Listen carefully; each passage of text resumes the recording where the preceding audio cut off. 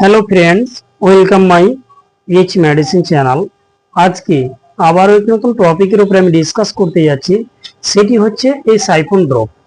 আমরা জানবো এই সাইফন ড্রপটি কি, এটির ইউজ এবং তার ডোজ, এছাড়া তার সাইড ইফেক্ট কি রয়েছে, এটিকে কোন কোম্পানি ম্যানুফ্যাকচার করে থাকে, এটি কত এমএল হয়ে থাকে, এই বিষয়গুলো আজকে এই ভিডিওর মধ্যে আমি ডিসকাস করব।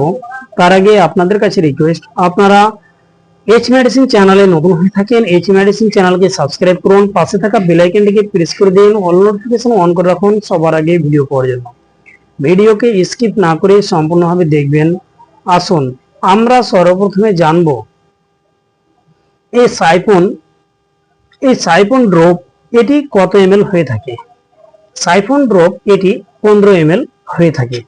তারপরে আমরা জেনে নিব এই সাইফন ড্রপের মধ্যে কি কি কোয়ান্টিন, কি কি সাল্ট দ্বারা এটি গঠিত হয়েছে। এর মধ্যে যে সাল্টটি রয়েছে সেটি হচ্ছে সাইপ্রোহেপ্টাডিন হাইড্রোক্লোরিড ট্রিকোলিন সিট্রেট। এটি নিয়ে গঠিত হয়েছে এই সাইফন ড্রপ। আসুন এবার আমরা জানব যে এই ড্রপকে কোন কোম্পানি ম্যানুফ্যাকচার করে থাকে। এটিকে ম্যানুফ্যাকচার করে থাকে জেনো ফার্মাসিউটিক্যাল প্রাইভেট লিমিটেড। তারপরে আসুন এবার আমরা জানবো যে এই ড্রপটি আপনি পাবেন কোথায়। এটি যে কোনো ফার্মাসি কিংবা মেডিকেল স্টোরে আপনি নাম বললেই আপনাকে কিন্তু এই ড্রপটি দিয়ে দিবে কিংবা আপনি পেয়ে যাবেন। আসুন এবার জানবো যে এই ড্রপের প্রাইস কত।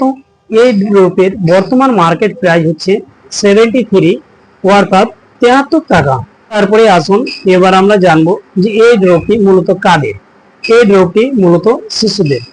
এবার আমরা জানবো যে এই মেডিসিনের ইউজটি কি হতে পারে, এই মেডিসিন কোন কোন ডিজিজের ক্ষেত্রে ইউজ করা হয়।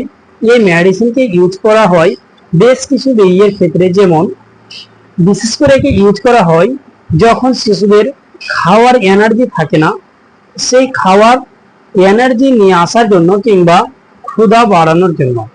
এছাড়া বাচ্চা যখন ঘুম পারে না কিংবা সবসময় কান্না করে, সেই মতো অবস্থায় কিন্তু সেটিকে দেওয়া হয়।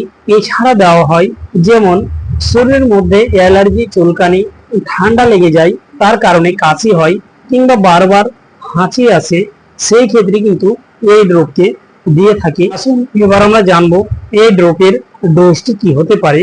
এই ড্রপের ডোজ হচ্ছে পেশেন্টের উপর ডিপেন্ড করে ডাক্তারবাবুরা তার ডোজ ফিক্স করে থাকে। আসুন এবার আমরা জানবো যে এই মেডিসিনের সাইড ইফেক্ট কি, এই মেডিসিন খাওয়ার পরে কি কি পার্শ্ববর্তী ক্রিয়া দেখা দিতে পারে, এই মেডিসিন খাওয়ার পরে